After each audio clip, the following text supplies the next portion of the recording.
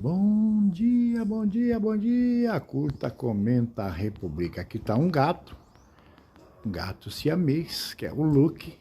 Um gato muito lindo, muito bonito. Ele tá de olho numa gata que vem vindo ali, que é a tigresa. A tigresa tá ali, olha a tigresa. Ó, ela tá meio no cio, tá no cio.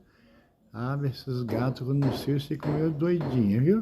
Doidinho, doidinho, doidinho, doidinho, doidinho. E aqui tá o Luke com essa carinha simpática, né, Luke?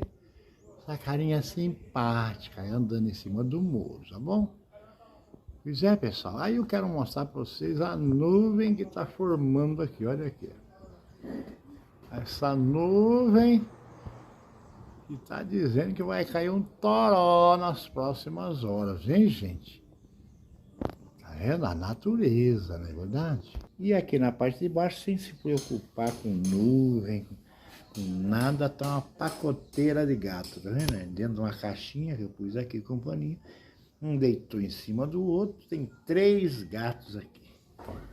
2 gatos e uma gata. Aquela ali, essa daqui é uma gata, essa aqui é uma gata, tá? Então tudo numa dormição danada, né, gente? Um abração a todos.